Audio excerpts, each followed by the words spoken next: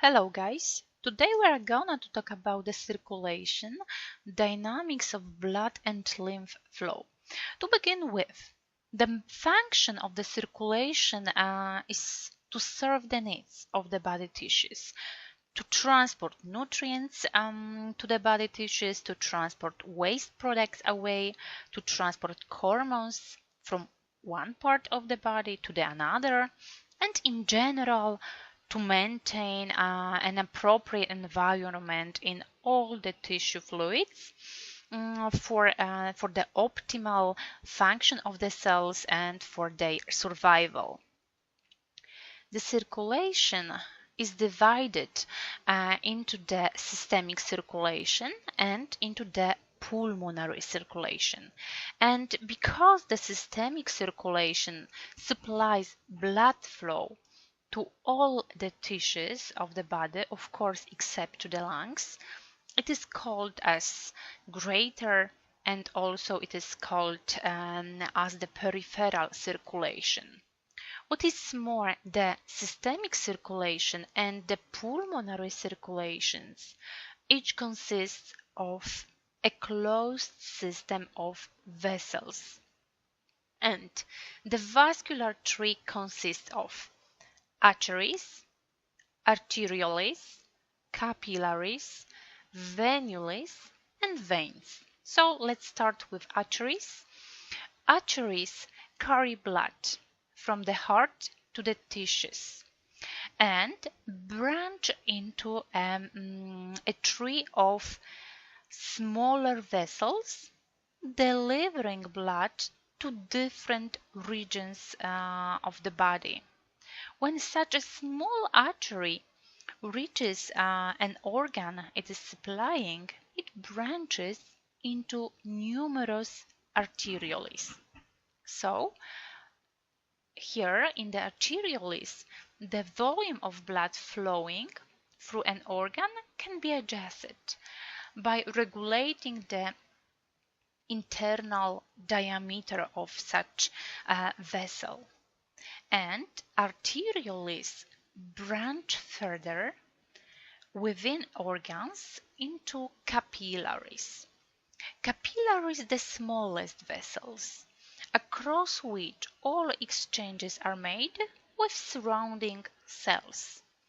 Then capillaries rejoin to form small venules, which further merge to form small veins that leave the organs. The small veins, of course, progressively unite to form larger veins that eventually empty into the heart. So the arterioles, capillaries, and venules are collectively referred as the microcirculation because they are only visible under a microscope. And of course, the pulmonary circulation consists of the same vessel type. Different structure of vessels result in its different reactions for the changes of the blood pressure. For instance, as I mentioned, the arteries and the function of the arteries is to transport blood under high pressure to the tissues, yeah? Therefore, for this reason, the arteries have strong vascular wall, and here the blood flows at high velocity. As you can see here, the wall thickness, for instance, for the aorta is about 2 millimeters, and it consists mostly of elastic and collagen fibers. And next, for instance, arterioles. Arterioles have strong muscular walls that can close the arterioles, for instance, completely, or can, by relaxing, dilate the vessel several fold. And thus, arterioles have the capability of altering blood flow in each tissue in response to its needs. Next, for instance, capillaries. As you know, the major function of the capillaries is exchange fluid, is exchange nutrients, electrolytes, hormones, other substances between the blood and interstitial fluid. And to serve this role, the capillary walls are thin, are very thin. For instance, please compare with aorta or medium artery. And such walls have numerous minute pores, permeable to water and other small molecular substances. About the structure of the capillaries, about their function and different means by which substances are transported, we will talk later. Then veins, for instance. And veins serve as a major reservoir of the blood, and because the pressure in the venous system is very low, the venous wall is very thin. Yes, it's very thin. However, this wall is muscular. Is muscular enough to contract or expand. The most useful index of vessel distensibility is, of course, compliance. Here you can see the formula. So compliance, it means the tendency for blood vessel volume to increase as the blood pressure increases. In other words, the more easily the vessel wall stretches, the greater is its compliance. And for instance, venous compliance is about 24 times greater than the arteries compliance, and that's why the arteries are called resistance vessels and the veins are called capacitance vessels. And the present table lists the percentage of total blood volume in major segments of the circulation. And as you can see, for instance, about 84% of the entire blood volume of the body is in the systemic circulation, and only 16% is in the heart, exactly is 7%, and in the lungs 9%. And of 84% in the systemic circulation, about 64% is in the veins, 13% is in the arteries, and only 7% is in the systemic arterioles and capillaries. The most surprising is the low blood volume in the capillaries. It is here, however, that the most important function of the circulation is the diffusion substances back and forth between the blood and the tissues. And what's the interrelationship between the pressure, flow and resistance? And the blood flow through the vessel is determined by two factors. First, the pressure the pressure gradient. So in other words, it's the pressure difference between, of course, of the blood between the two ends of the vessel, between, for instance, the beginning and the end of the vessel. And this is the pressure which pushes the blood through the vessel, the pressure gradient, delta P pressure gradient. So the difference between the two ends of the vessels. And the second factor is the resistance of blood vessels. Resistance. In other words, it is some kind of the impairment to the blood flow through the vessel. And resistance occurs as a result of friction between the flowing blood and between the intravascular endothelium, of course along the inside of the vessel. And therefore the flow through the vessel can be calculated using this formula.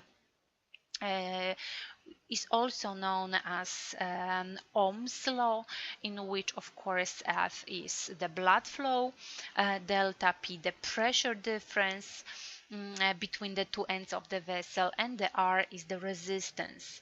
And this formula states that the blood flow is directly proportional to the pressure gradient and is inversely proportional to the vascular resistance. And guys, once again, the pressure gradient is a difference in the pressure between the beginning and the end of the vessel. In other words, it is the main driving force for the flow through the vessel. So, as you know, the blood flows from an area of higher pressure, to the area of the lower pressure. So, in other words, down a pressure gradient. Of course, contraction of the heart imparts pressure to the blood. But because of the resistance, such a pressure progressively decreases. So it is always higher at the beginning than at the end of the vessel. And therefore this establishes a pressure gradient. Yes, a pressure gradient. And when we can observe the greater the pressure gradient, then is the greater the rate of flow through the vessel. And here you can see the two different types of vessel, the vessel number 1 and the vessel number 2. And at the one end of the vessel number 1, we have the 50 millimeters of the mercury, and at the end of such vessel 10 millimeters of the mercury. Therefore the difference is the 40. 50 minus 10 is equally the 40. In the vessel number 2, the pressure difference is actually 2 times higher than that of vessel number 1. Because of here you can see the 40, here 80. Therefore, as you can see here, the flow in the vessel number 2 is also 2 times higher compared with the vessel number 1. The flow is directly proportional to the pressure gradient, as you know now. And what is also important, guys, know that the difference in the pressure between the two ends of the vessel, but not the absolute pressures within the vessels, determines the flow rate. So here you can see, for instance, again the vessel number 2 and now the vessel number 3. In the both such vessels, the pressure gradient is identical. It's set at 80 millimeters of the mercury, yeah, despite actually the larger absolute values in the vessel of the pressure, of course, in the vessel number 3. Yes, because at the beginning we have the 180, at the end 100, but still this difference is equal to the difference in the vessel number 2. And in other example, for instance, if let's us assume that that at the both ends of a vessel is 100 of millimeters of the mercury. Yes, at the beginning and 100 millimeters of the mercury at the end of the vessel. So, yet no difference exists between the two ends, yeah? Therefore, there will be no flow despite the pressure, despite the presence of the 100 millimeters of the mercury, the pressure. Yes, once again, the pressure gradient, the difference, not the absolute pressures within the vessels, determines flow rate. So regarding the blood flow, regarding the velocity of flow and total cross-sectional area, first we need to clarify a potentially confusing point. The term flow rate and the velocity of flow. Because such the two terms can be used into two different contexts. For instance, as you can see and know, the flow rate is the volume. Is the volume of the blood per unit of time flowing through a given segment of the circulatory system, and this is the flow I have been talking about in relation to the pressure gradient and resistance. However, the velocity of flow refers to the linear speed or distance per unit of time with which blood flows forward through a given segment of the circulatory system. And because the circulatory system is a closed system, the volume of blood flowing through any level of the system must equal to the cardiac output. For example, if the heart pumps out 5 liters of blood per minute, yes, so our cardiac output is equal to 5 liters per minute. So it means that 5 liters per minute return to the heart, and also it means that such 5 liters per minute flow through the arteries, arterioles, capillaries, and veins. Therefore, the flow rate is the same at all levels of the circulatory system. However, the other term, the total cross-sectional area of the vessels, is important factor. As you know, for instance, the total cross-sectional area of a single capillary is extremely small. Yes, so here you can see capillaries start, of course, with aorta, arteries, arterioles, capillaries, yes, venules, veins, and vena cava. So capillaries. As I mentioned, such cross-sectional area of single capillary is very small when we compare it, for instance, with the aorta. However, when we add all capillaries together, then such area is about 1,300 times greater than the total cross-sectional area of the aorta, because this area is about 4 square centimeters, and as you can see here, such area for all capillaries is about 6,000 square centimeters. Yes, and therefore, as you can see here, here you can see the velocity of flow. Such velocity slows as it passes to through capillaries, and of course such slow velocity allows adequate time for exchange nutrients and metabolic end products between the blood and tissues.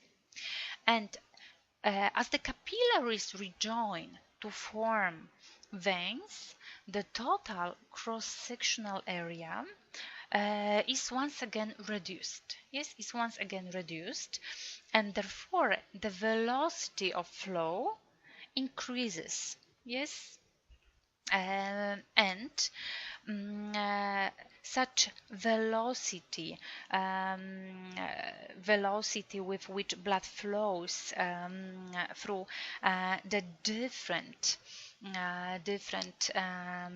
segments of the circulatory systems can differ.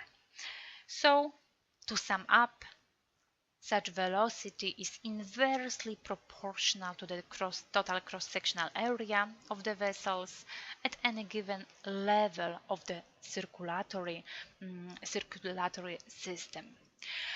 Here you can see the relationship between the total cross-sectional area and velocity of flow. As an analogy, consider a river. So a river, in our case arterial system, river that widens into a lake, so the capillaries, and then narrows into a river again, so the venous system. Identical volume of water, in our case of blood, are flowing. Yes, are flowing past all the points. Yes, all the points along the bank of the river and the lake. Yes.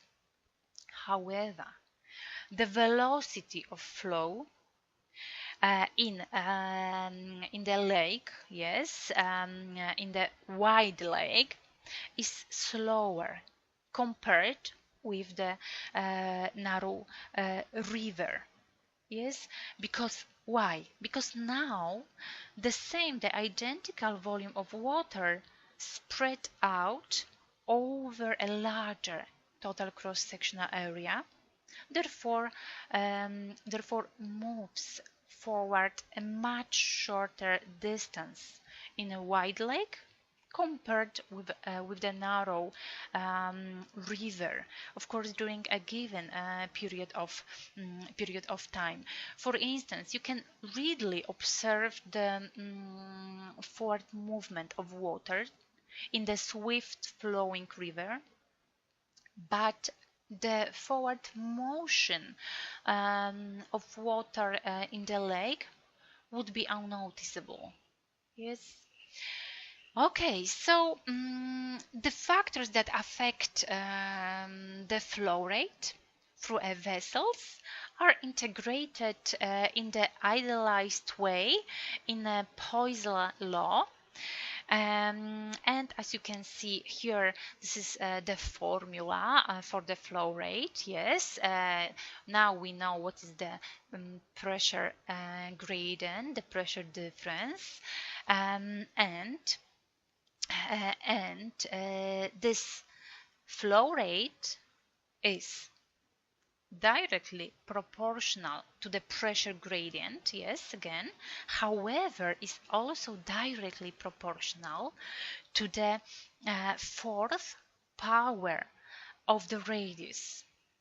yes, fourth power of the radius, and is inversely proportional to the viscosity, to the blood viscosity designed as eta, and the length of the vessel. The other factor influencing the blood flow through the vessel is the resistance. Yes, is the resistance. So the resistance is a measure of opposition to blood flow through a vessel, caused of course by friction between the moving fluid and the stationary vascular walls. And as resistance to flow increases, it is more difficult for blood to pass through the vessel. So the flow decreases. Of course, as long as the pressure gradient remains unchanged. When resistance increases, then the pressure gradient must also increase correspondingly in order to maintain the same blood flow. Yes? And finally, when the vessel offers more resistance to flow, the heart must work harder to maintain adequate circulation. Here you can find the formula for the vascular resistance. So, to sum up, such resistance to flow is directly proportional to the blood viscosity and the vessel length, and is inversely proportional to the radius of the vessel. And please note that here you can see the fourth power.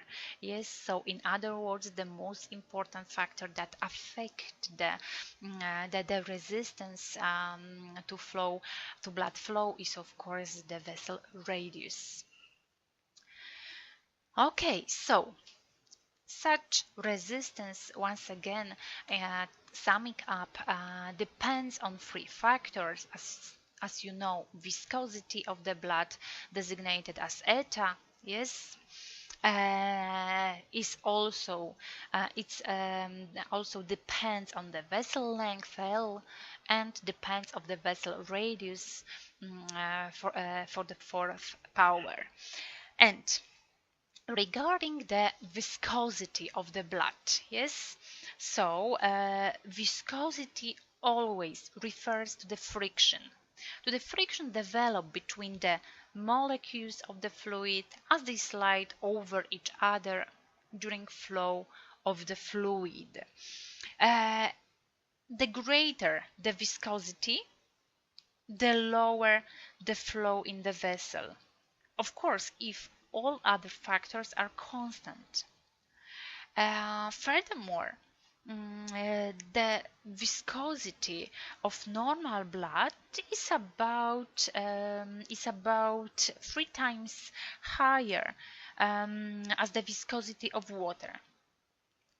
And the most important factor that determines the blood viscosity is the number of circulating red blood cells. And normally this factor is constant, is relatively constant actually. However, occasionally blood viscosity and therefore resistance to flow are altered because of an abnormal number of red blood cells. For instance, if a person has a hematocrit it means a portion of blood, that is the red blood cells, of 40. This means that 40% of the blood volume is cells and the remainder is plasma. And the hematocrit of adult men averages about 42, whereas of women's averages about 38. Of course, such values can differ depending on whether, for instance, the person has anemia. So here the hematocrit can decrease even up to 15% instead of about 40, or can also differ when the hematocrit rises to 60 or even 70, which is often present during the polycythemia. So when a person has polycythemia, the blood viscosity became as great as 10 times that of water. Not 3 times, as I mentioned, but 10 times.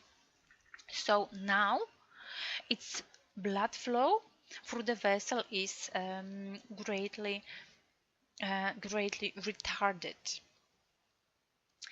Okay, so the other factors, the vessel length normally is also constant. Therefore, as I mentioned, the most important factor that determines the value of the resistance to flow is the vessel length.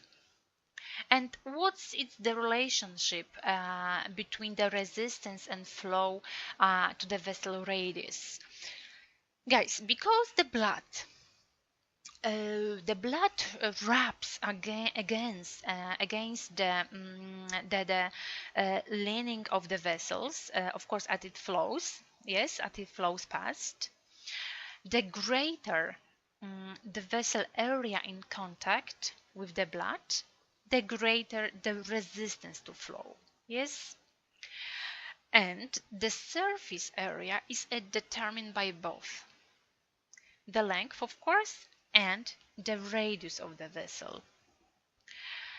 So once again, the major determinant of the resistance to flow is the vessel radius. Furthermore, any changes, even slight change in the radius of the vessel, brings noticeable change in the flow. Why?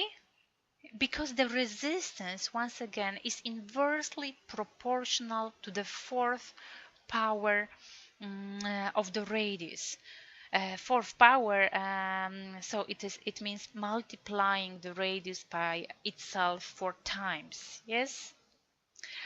Okay, so therefore, if you, for instance, doubling if the vessel radius is doubling, yes, it means that the resistance decreases 16 times.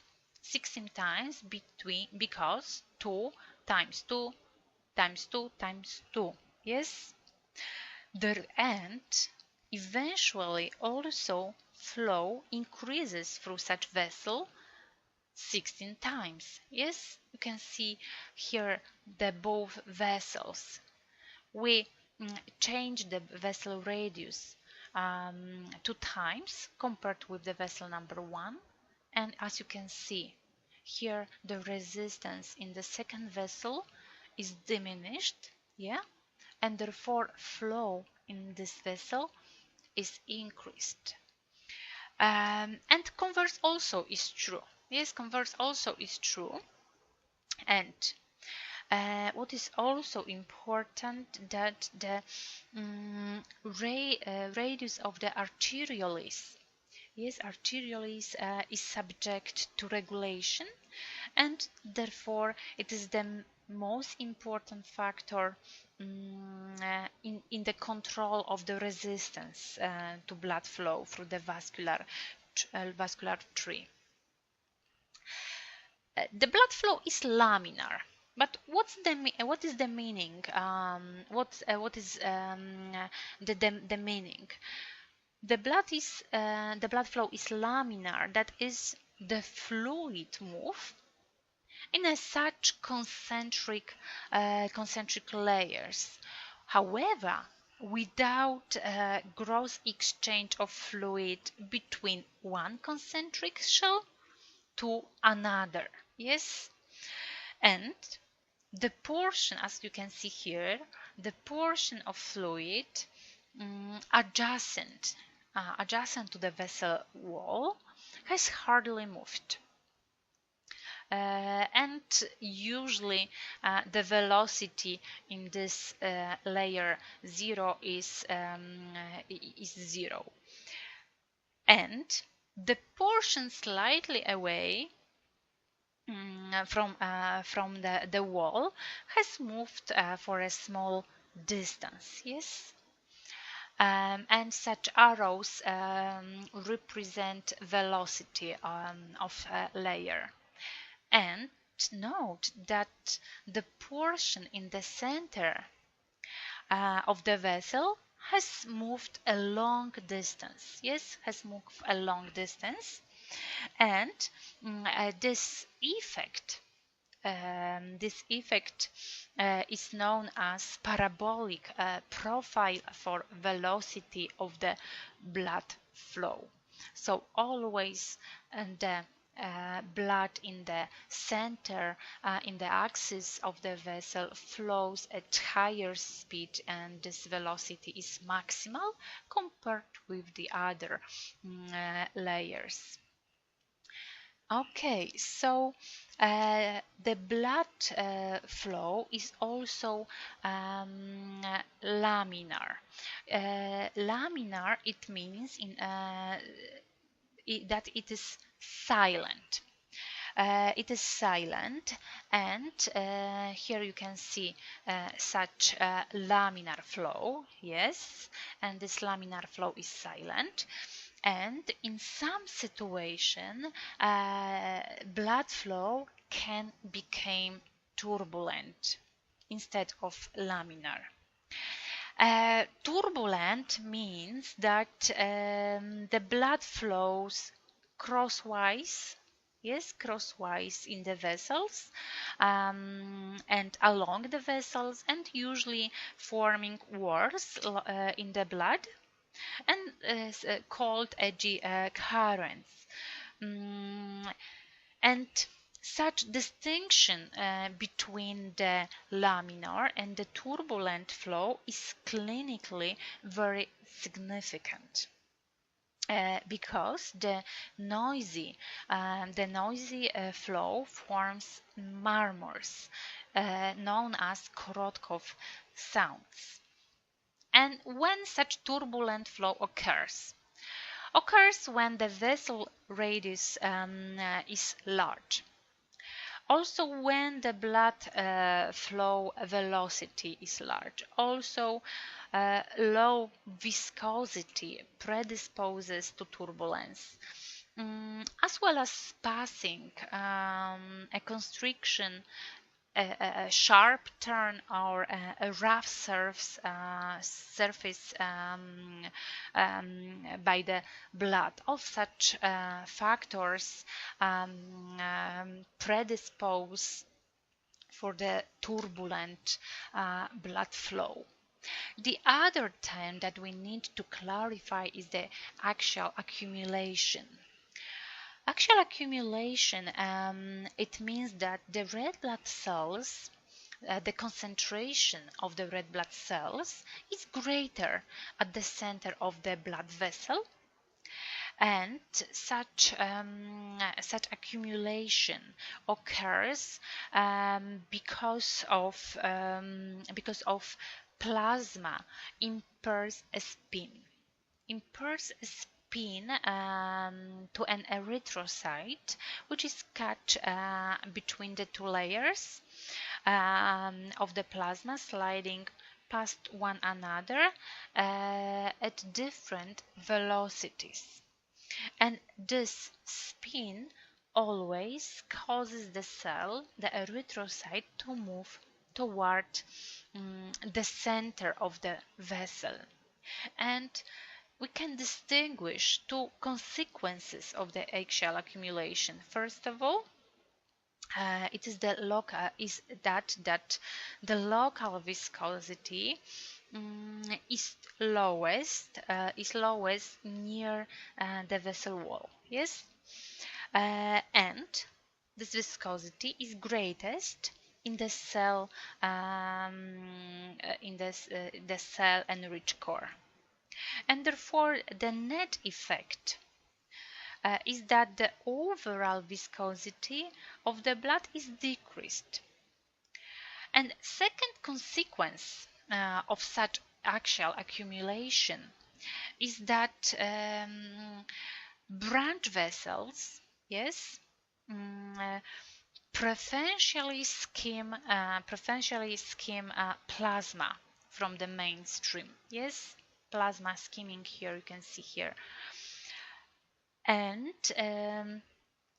of course of the parent vessel, yes, and such skimming leading to a lower hematocrit in such branch vessel. However, such anatomic sites prevent skimming by means of, for instance, arterial cushions. As you know, during ventricular systole, a strong volume of blood enters the arteries. Yes, enters the arteries from the ventricle.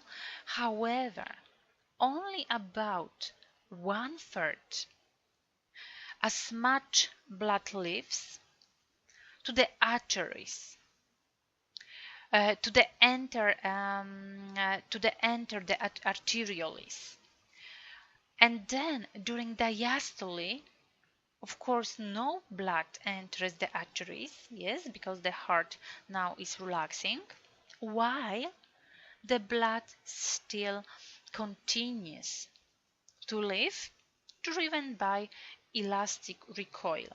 In other words, only a small part of energy of cardiac contraction is dissipated as forward capillary flow during systole. Yeah, the remainder is stored as a potential energy.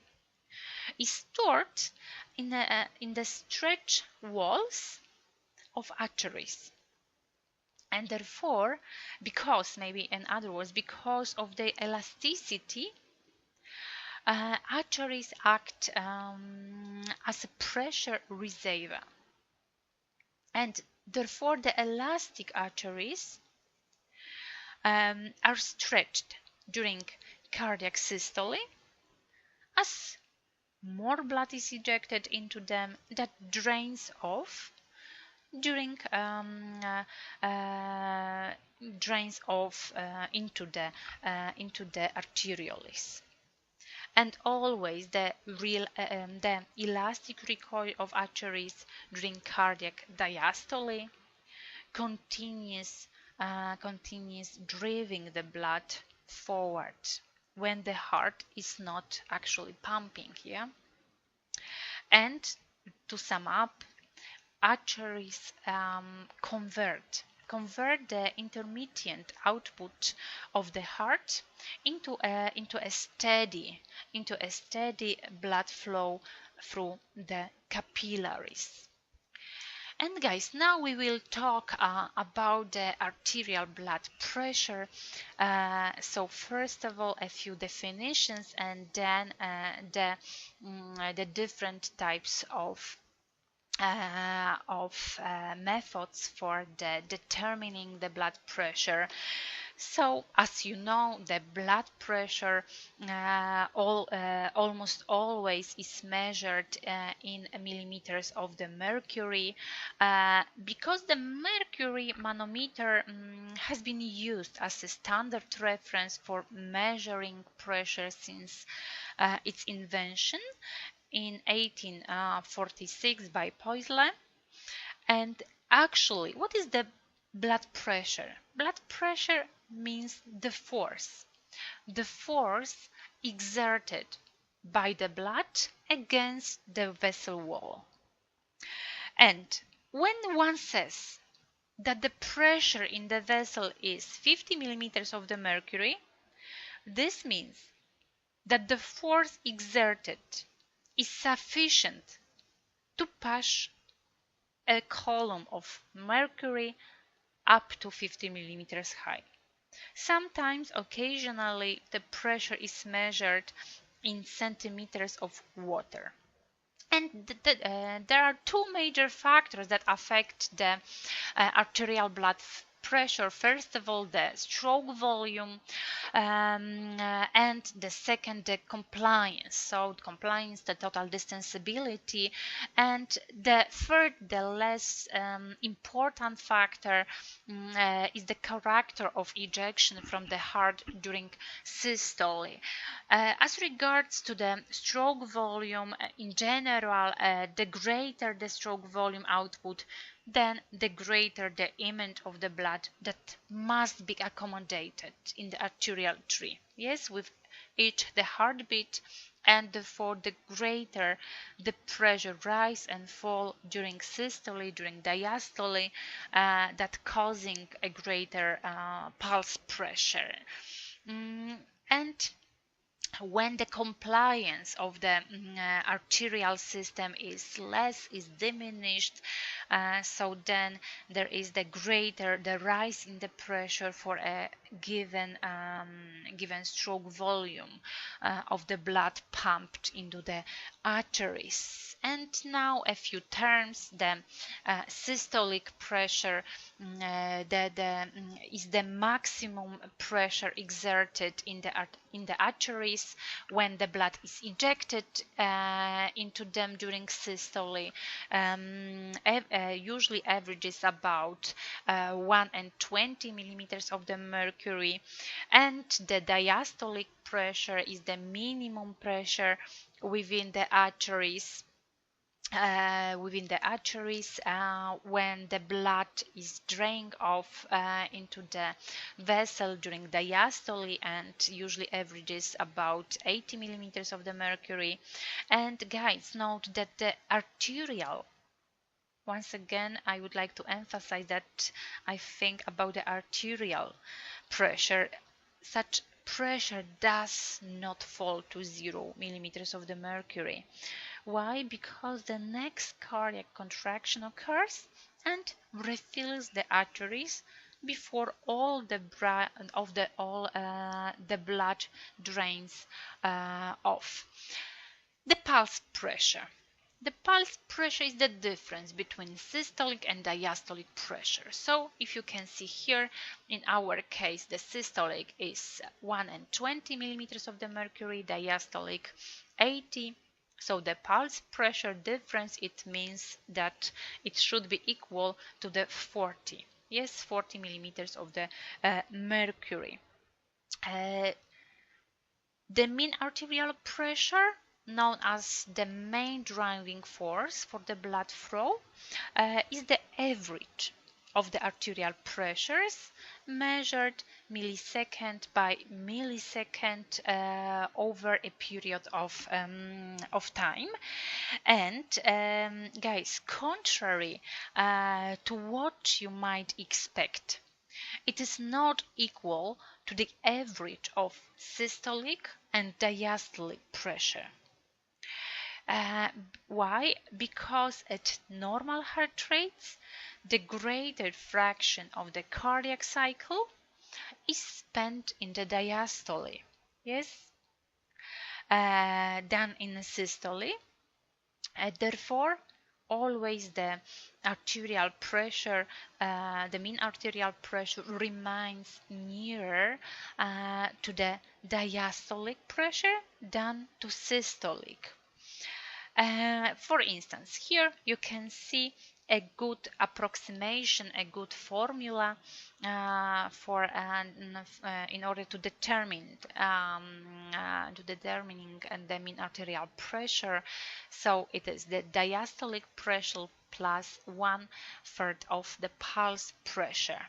So in our case, once again, diastolic is 80 and plus 1/3 of 40, yes, because pulse pressure in this case is 40, so 80 plus 1/3 of 40 is 13,3. So the mean arterial pressure in the major arteries is about 93 millimeters of the mercury. The average between the systolic and diastolic pressure, so I think about the value of 100 of millimeters of the mercury, is only true for the aorta. In the aorta, the mean arterial pressure is always a simple average between systolic and diastolic, but in the other arteries you can use the following formula for determining this value. And as you can see here, the mean arterial pressure, so it is the solid grid line, green line at all ages, is nearer to the diastolic pressure than to the systolic pressure. And of course, pressures differ in the various portion of the circulation. And for instance, look here is the aorta, and in the aorta, as I mentioned, the mean arterial pressure is highest because it is averaging about 100 millimeters of the mercury, and also because the heart pumping is pulsatile, the arterial pressure alters between systolic pressure, yes, and between the diastolic pressure. And next, as the blood flows through the systemic circulation, it means arterial pressure falls. Yes, falls progressively to about even zero by the time it reaches the superior or inferior vena cava. And for instance, the pressure in the systemic capillaries, yes, varies from about 35 millimeters of the mercury near the arterial ends to as low as 10 millimeters of the mercury near to the venous ends. And therefore the average, sometimes called the functional pressure in most capillaries, is about 17 millimeters of the mercury. In the pulmonary arteries, the pressure is pulsatile, just as in the aorta. But the pressure is far less, because here the pulmonary artery systolic pressure is about 25. Diastolic pressure averages about the 8 millimeters of the mercury. Therefore, the mean pulmonary arterial pressure is only about 16 millimeters of the mercury. Yes. Then the mean pulmonary capillary pressure averages about 7 millimeters of the mercury in comparison to 17 in the systemic circulation. However, guys, note that the total blood flow through the lungs each minute is the same as through the systemic circulation. Yes, and regarding the methods for measuring arterial pressure, and the clinician determines the systolic diastolic pressure through indirect means, and usually this through auscultatory method. In determining blood pressure by such auscultatory method, a blood pressure cuff is inflated around the upper arm, And a stethoscope is placed over the antecubital artery. Yes. Then the pressure in the cuff is first elevated well above arterial systolic pressure. Yes. As long as this cuff pressure is higher than the systolic pressure, the brachial artery remains collapsed, so no blood jets into the lower artery. Yes, therefore no Korotkov sounds are heard in the lower artery. In this figure, this is the point A. Such sounds are known as Korotkov sounds, named after Nikolai Korotkov, a Russian physician who described them about 100 years ago. And what happened next? Next, the cuff pressure gradually is reduced, decreased, and just as soon as the pressure in the cuff falls below the systolic pressure, so the point B in this figure, the blood begins to flow through the artery and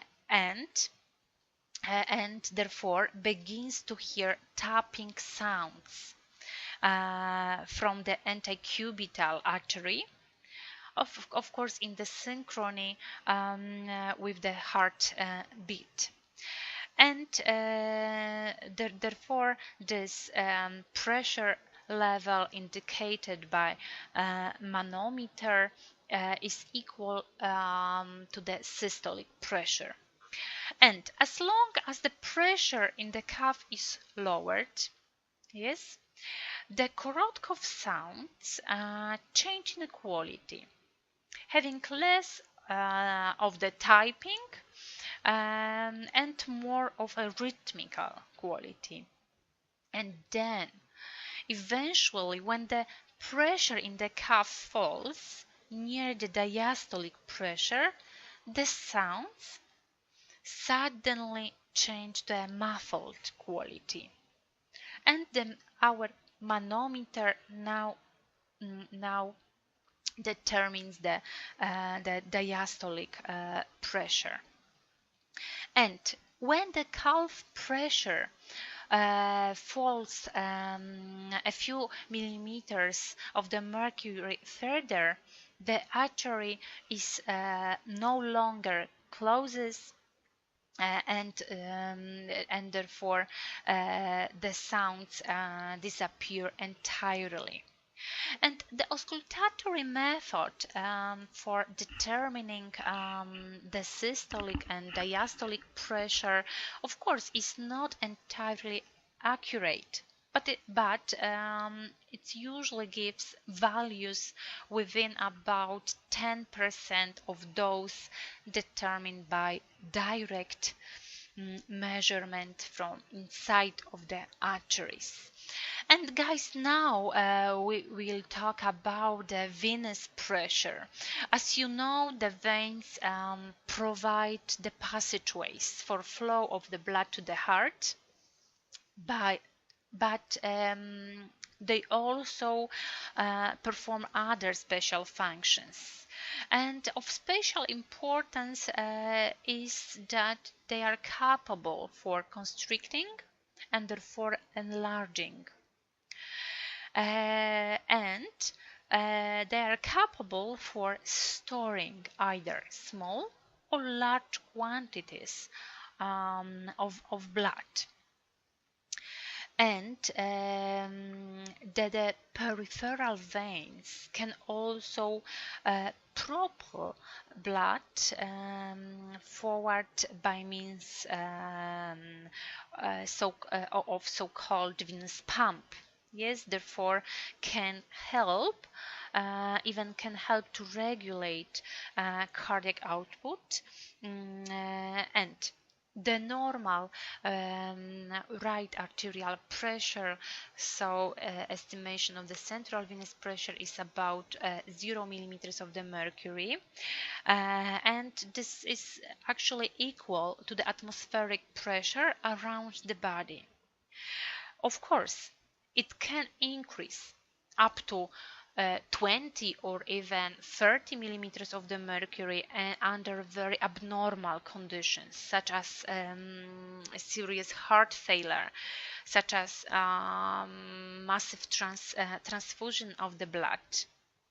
And the lower, on the other hand, the lower limit to the right arterial pressure is about minus 3 to minus 5 millimeters of the mercury, which is also the pressure in the chest cavity that surrounds the heart.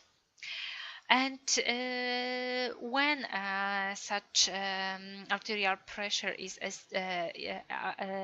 such low, usually when the heart pumps with exceptional vigor, or when the blood flows into the heart from the peripheral vessel is greatly depressed, such after severe hemorrhage. And there are some factors that can increase venous pressure. First, of course, increase blood volume. Yes. The second, increase large vessel tone, and the last, the dilation of the arterioles, which of course decreases the peripheral resistance and therefore allows rapid flow of blood from the arteries into the veins. Okay, so here this slide presents the effect of gravity on the venous pressure. And as you know, when a person is laying down, the force of gravity is uniformly applied, so it does not have to be taken into the consideration. However, when the person stands up, as here, such gravitational effects are not uniform. And in addition to the usual pressure that results from the cardiac contraction, yes, vessel below the level of the heart, so below such hydrostatically neutral plane, are subjected to a pressure caused by the weight of the column of the blood extending from the heart to the level of the vessel. And usually the pressure change corresponding to a change in the height of the blood column by 1 centimeter above or below the hydrostatically neutral plane is 0.6 millimeters of the mercury. So in other words, for every 1 centimeter of the distance from the heart to the vessel, the pressure is changed for 0.6 millimeters of the mercury. And for example, as in our case, in an upright adult, the blood in the vessels extending between the heart and between the foot is equivalent to the 1.5 meters column of blood. Yes, therefore the pressure exerted by this column of blood as a result of gravity is 90. Yes, is 90. So 90 millimeters of the mercury is caused by gravitational effect. Why 90? Because if you multiply 0.6 times 150 centimeters, yes, it is actually equal to 90. And therefore and then the pressure caused by the cardiac contraction is 10, and together these pressures produce a venous pressure of 100 millimeters of the mercury in the ankle and in the foot veins. And there are two important consequences of such increased pressure. Consequences of the existence of the gravity. So first of all, the distensible veins yield under the increased hydrostatic pressure. So therefore, further expanding their capacity.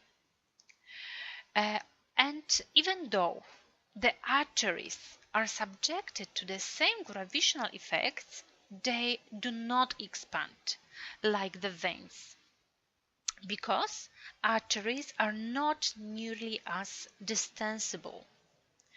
And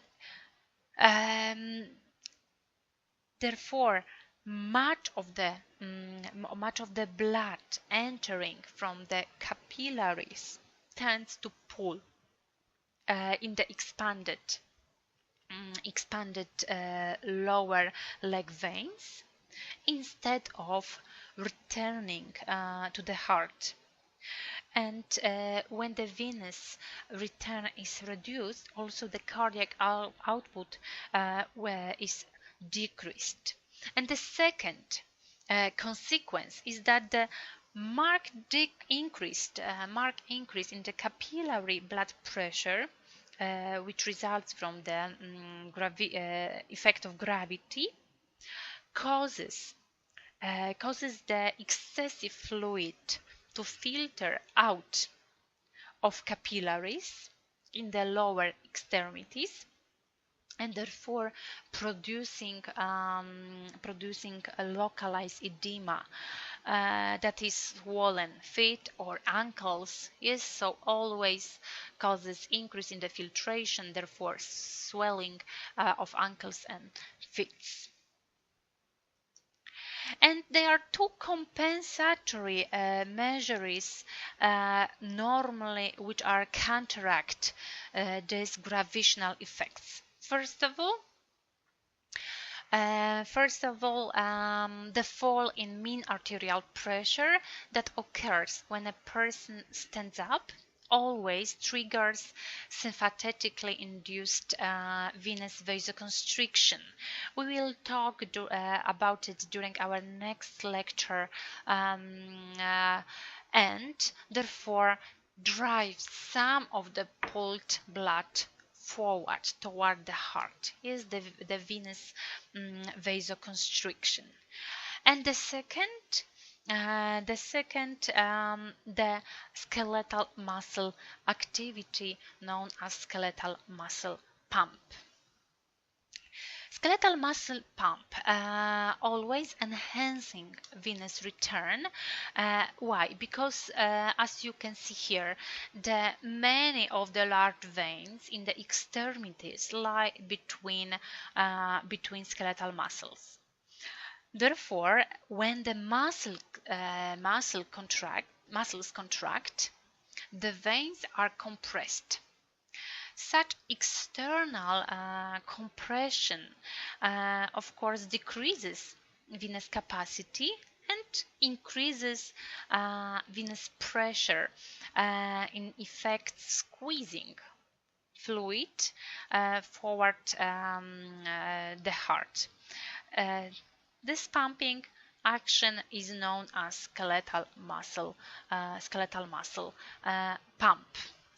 And such a venous constriction of one hand and on the other hand the external venous compression both drive blood in the direction of the heart.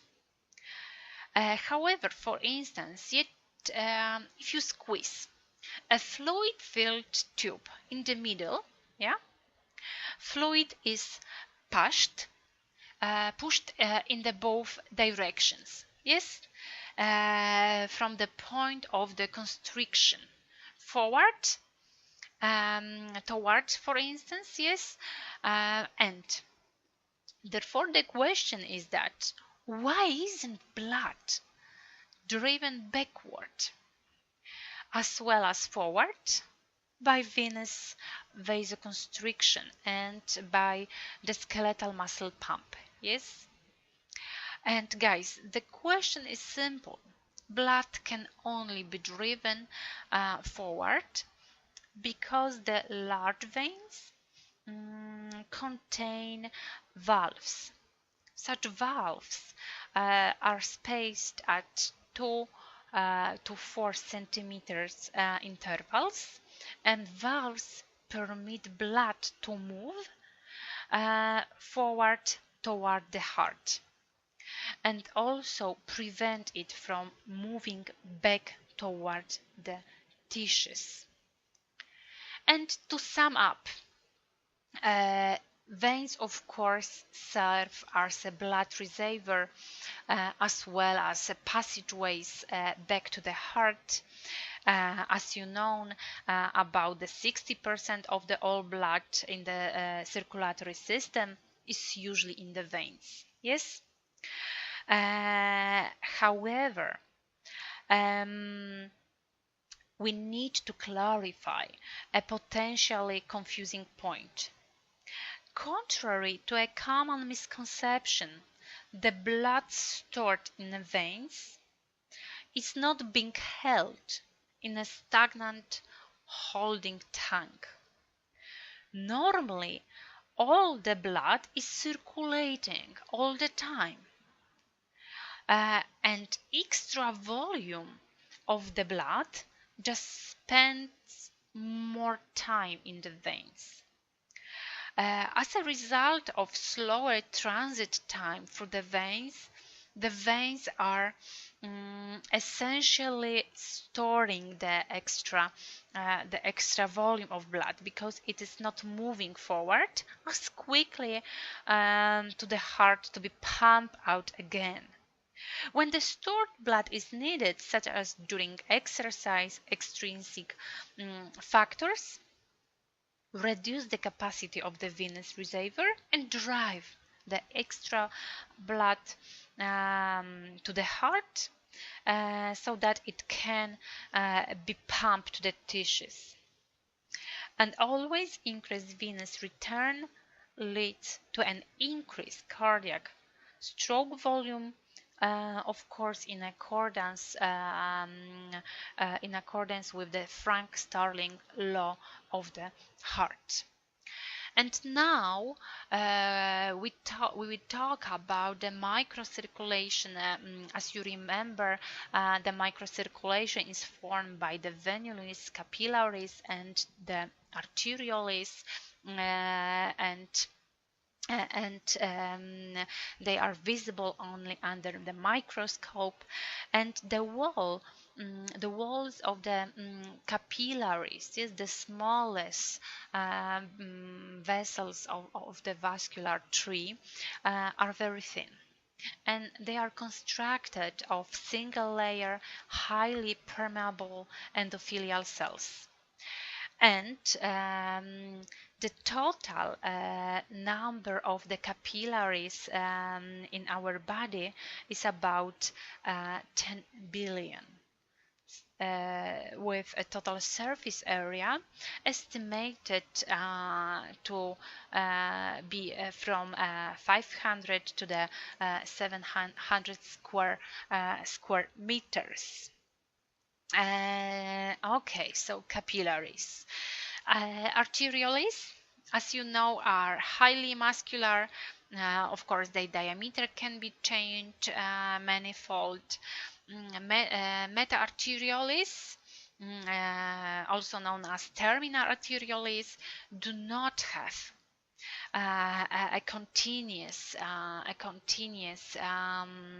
muscular coat, but smooth muscle encircle the vessel at points, intermittent points.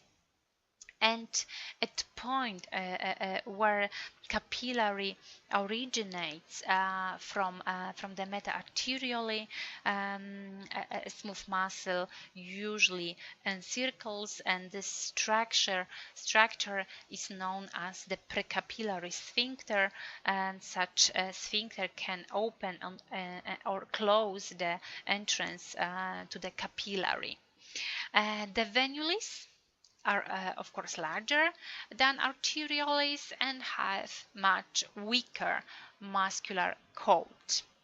And guys, under resting conditions, many capillaries are not open. The precapillary sphincters are not innervated. But on the other hand, they have a high degree of myogenic tone, and they are sensitive to a local metabolic changes. Therefore, they always control the blood flow through the particular capillary, and for instance, generally tissues that are more metabolically active have a greater density of capillaries. For instance, muscles have relatively more capillaries than tendons. But note that only 10% of the capillary sphincters in a resting muscle are open. However, when the muscle becomes active, a greater percentage of such sphincters relax, therefore opening more capillaries. And the blood flow through a particular tissue is regulated, first of all, by the resistance offered by arterioles in the organs, so controlled by sympathetic activity and local factors, and secondly, the number of open capillaries, controlled by the action of the local metabolic factors on precapillary sphincters. So the diffusion across capillary wall depends on some factors. First of all, depends on the wall's permeability to the materials mix exchange.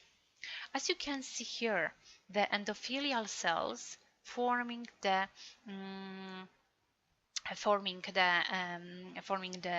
wall, the capillary wall, fit together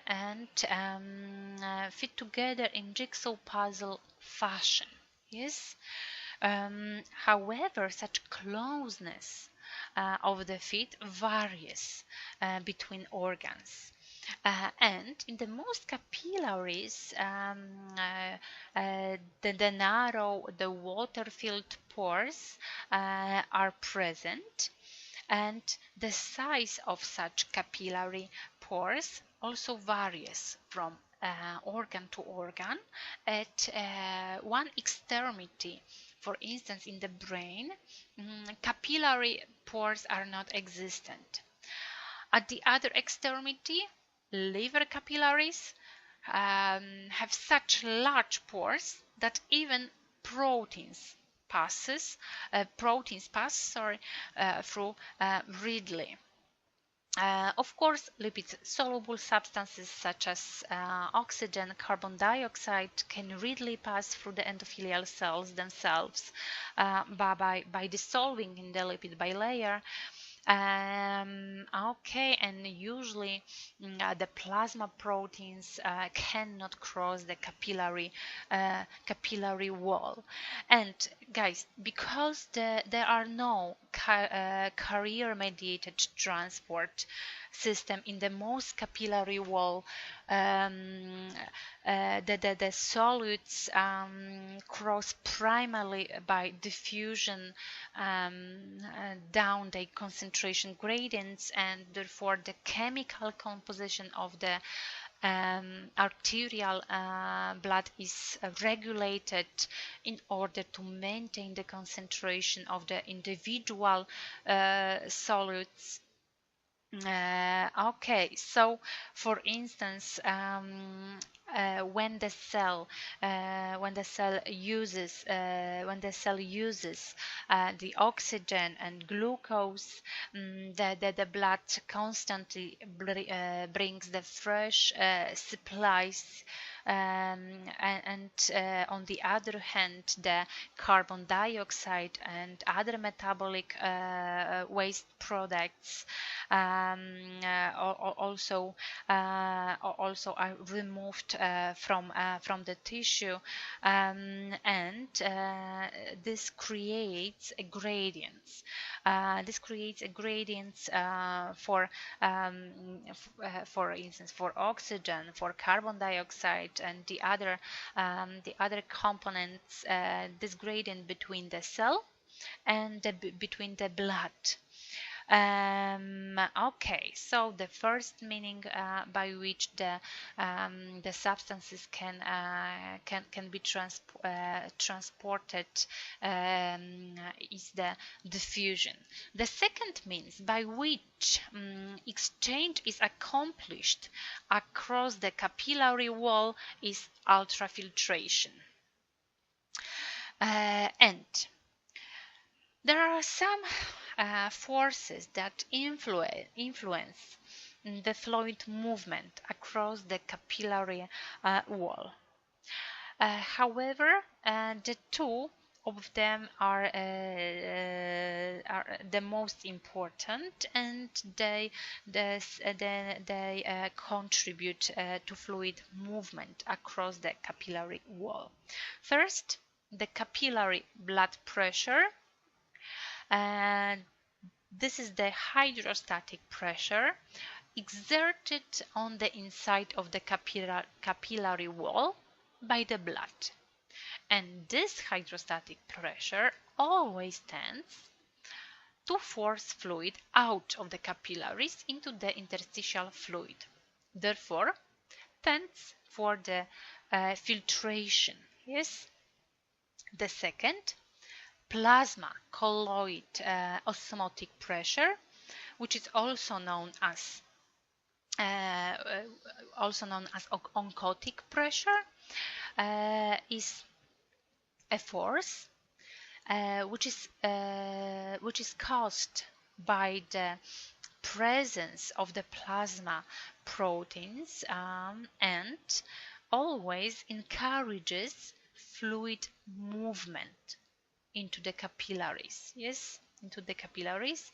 This pressure usually averages 25 millimeters of the mercury.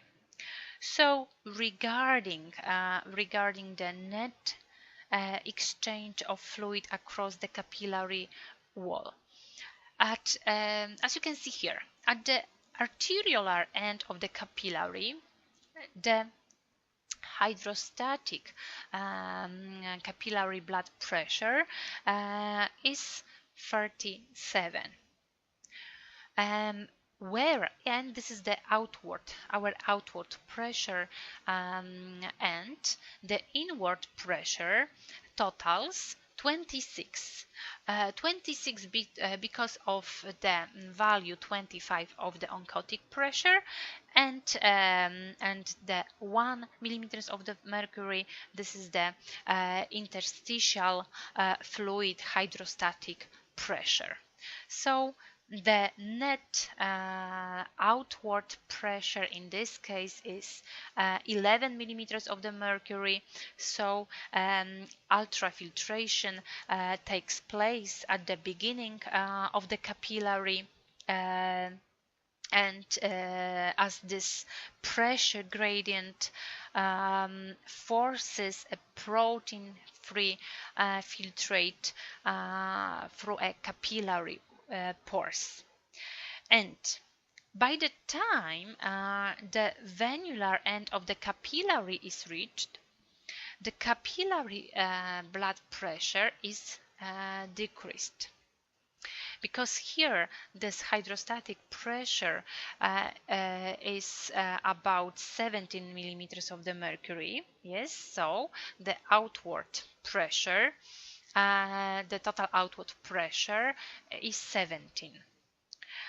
Whereas the total inward pressure, yes, inward it means favors reabsorption, is still 26, yes, because of the oncotic pressure and because of the fluid interstitial hydrostatic pressure. So the net inward pressure is higher than the outward pressure, and is equal to 9 millimeters of the mercury, and reabsorption of fluid takes place at this venular end. And guys, regarding the role of the filtration reabsorption, of course, filtration or reabsorption does not play an important role in the exchange of the individual solutes between the blood and the tissues. Yes, because usually such a quantity of the solutes moved across the capillary wall it's extremely small compared with the larger transfer of the solutes via the diffusion.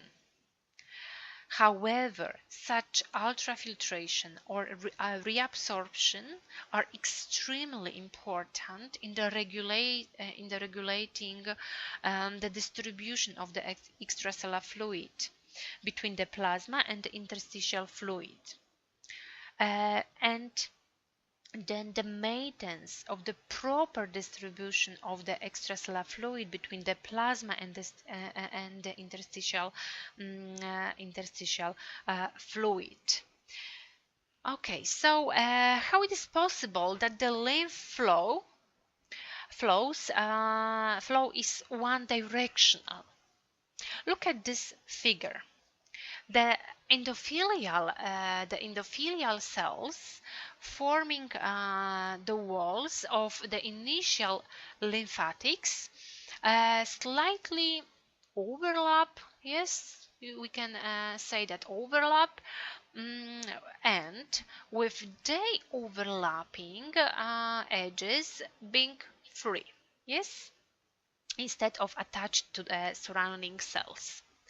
And such arrangement creates one-way valve-like openings in the vessel wall. So therefore, the fluid pressure on the outside of the vessel pushes the innermost edge of such structure, creating a gap between these edges and therefore opening the valve. Yes, and once the interstitial fluid enters a lymphatic vessel, it is called lymph. Then the fluid pressure on the inside forces the overlapping edges together, closing the valves. Yes, here you can see the valve closed, so that lymph does not escape.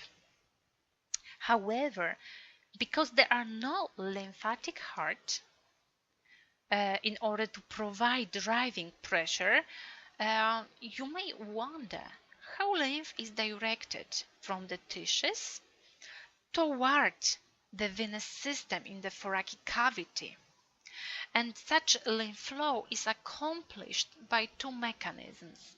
First of all, The lymph vessels beyond the initial lymphatics are surrounded by the smooth muscles, and such a smooth muscle contracts as a result of the myogenic initiation of the action potentials. Yeah, and when the muscle is stretched, for instance, because the vessel is stretched with distended with lymph, such a muscle contracts more forcefully and therefore pushing the lymph through the vessel. So therefore we can say this is some kind of the lymph pump. Yes, the increasing lymph pump as a major force for propelling lymph. The second, note that lymph vessels lie between skeletal muscle, and the contraction of the skeletal muscle squeezes the lymph out of the vessel. And such one-way valve, which are spaced at intervals within vessel, lymph vessels, direct the flow of lymph toward the venous outlet in the chest. And guys, as you can see here, the initial lymphatics converge to form larger and larger lymph vessels, which then eventually empty into the venous system, of course, near the point where the blood enters to the right atrium. And normally capillary filtration exceeds reabsorption for about 3 liters per day, because 20 liters is filtered and 70 liters is reabsorbed per day. And as you know, the blood volume is only 5 liters. Yes, and half of them is plasma, and with an average cardiac output about 7,200 liters per day of blood passes through capillaries. Of course, under resting condition. How is it possible? Note, as I mentioned, and as you know now, the cardiac output is equal to the 5 liters per minute. Yes, per minute. It means that per hour we will have the 300 liters per hour. Yes, because the 5 times 60. So then 300 liters per 1 hour, when we multiply by 24 hours, it is equal to 7,200 liters per day. So to sum up, the average rate of flow through the lymph vessel is 3 liters per day, compared with 7,200 liters per day through the circulatory systems. And following, there are the most important functions of the lymphatic systems. First of all, return of excess filtered fluid, which I have just discussed. The second, defense against disease, because the phagocytic cells are located within the lymph node, and when the bacteria pick up from the interstitial fluid, are destroyed by such spatial cells located within the lymph notes.